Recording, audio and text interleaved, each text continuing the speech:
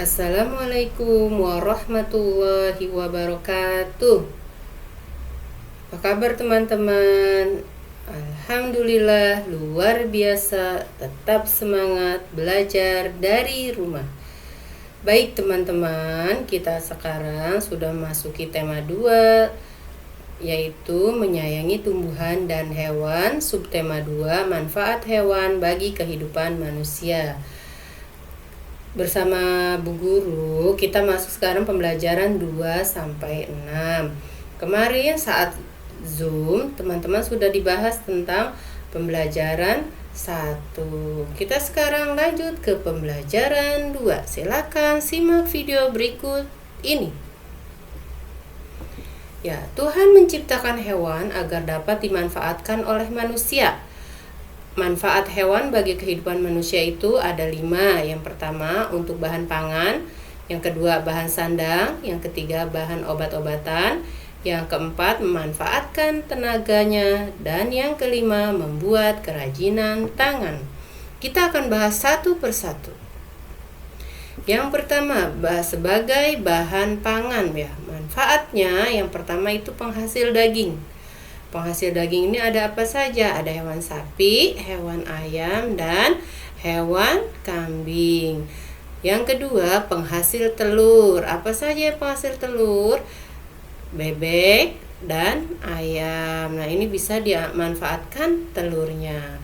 Yang menghasilkan susu yaitu ada sapi dan kambing. Ya, teman-teman, susu sapi dan susu kambing pasti teman-teman pernah minum ya teman-teman. Nah, ini adalah sebagai bahan pangan. Yang kedua, manfaat yang kedua yaitu sebagai bahan sandang. Apa saja sebagai bahan sandang? Yang pertama adalah ulat sutra. Nah, ulat sutra ini menghasilkan kain sutra ya. Teman-teman perhatikan nih, ini adalah gambar ulat sutra. Ulat sutra sedang memakan daun. Nah, nanti ulat sutra ini menghasilkan kain sutra ya, tapi lewat pengolahan. Selanjutnya adalah hewan sapi, kerbau, dan kambing yang menghasilkan jaket kulit ya, bisa menghasilkan jaket. Selanjutnya domba. Domba ini menghasilkan wool. Seperti ini gambar domba ya. Selanjutnya, manfaat yang ketiga, bahan obat-obatan. Apa saja contohnya? Ada cacing tanah untuk menyembuhkan tipes. Yang kedua, ada minyak ikan yang sangat bagus untuk perkembangan otak anak. Yang dari mana minyak ikan berasal? Minyak ikan berasal dari ikan. Nah, ini sebagai bahan obat-obatan. Yang selanjutnya, memanfaatkan tenaganya. Tenaga hewan sering dimanfaatkan untuk meringankan kerja yang dilakukan oleh manusia. Apa contohnya? Nih, lihat teman-teman, seorang petani yang sedang membajak sawah menggunakan tenaga hewan ya. Hewan apa ini?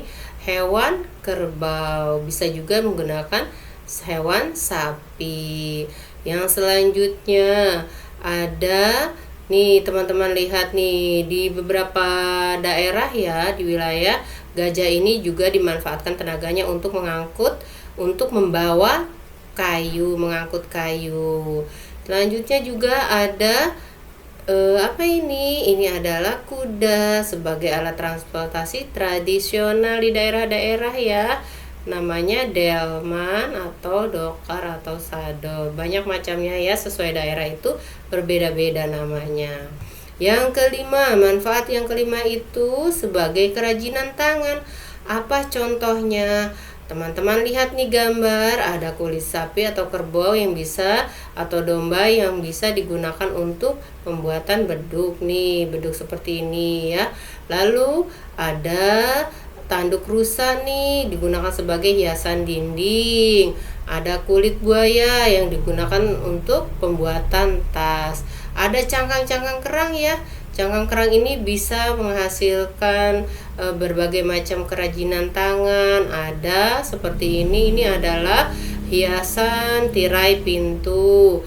Lalu ada gelang dan lain sebagainya. Ada juga ini figura ya, atau bingkai foto. Nah, ini biasanya banyak ditemui di tempat oleh-oleh daerah pantai, tempat wisata pantai ya. Ya, selanjutnya teman-teman, tadi kita sudah membahas manfaatnya hewan bagi kehidupan manusia. Sekarang kita lanjut pembelajaran.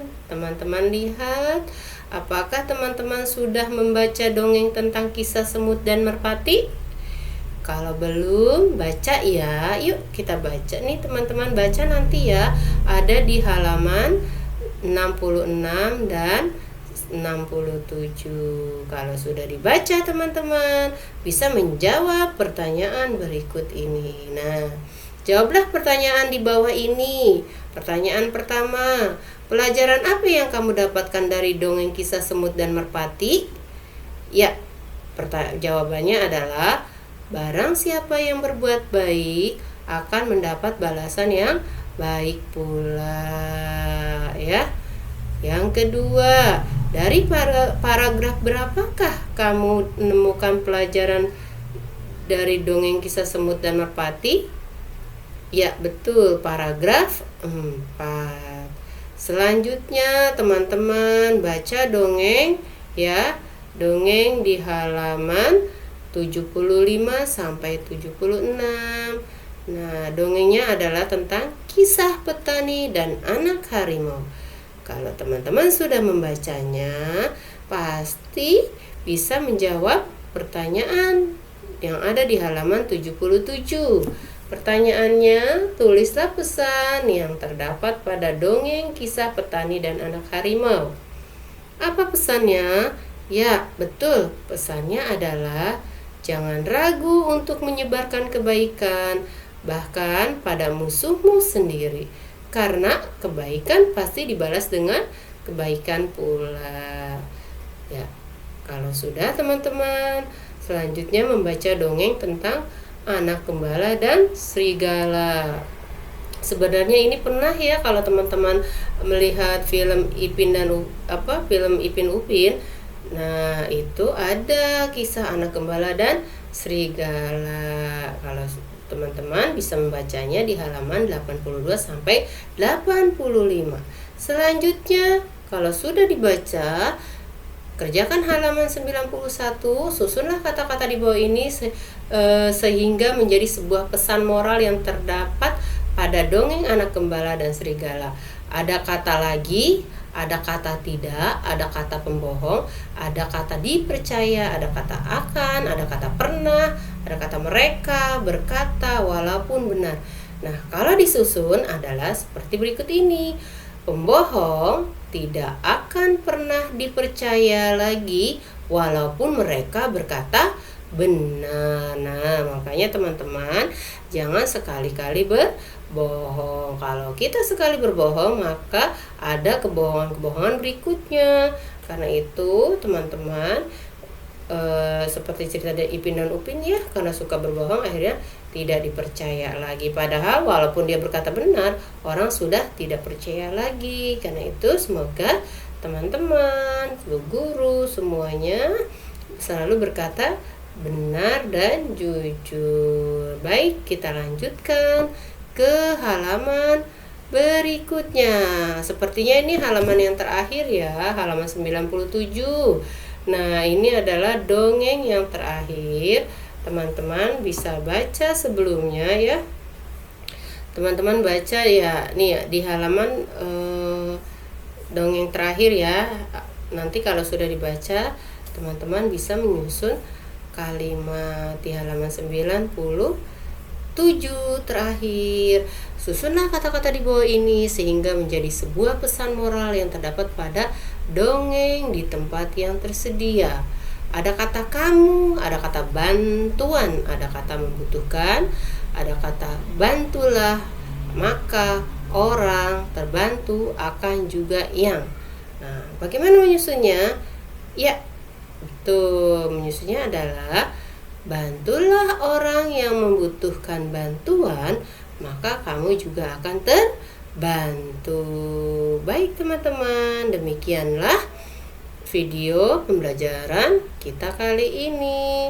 Semoga bermanfaat. Bu Guru mohon maaf lahir dan batin bila dalam menyampaikan terlalu cepat.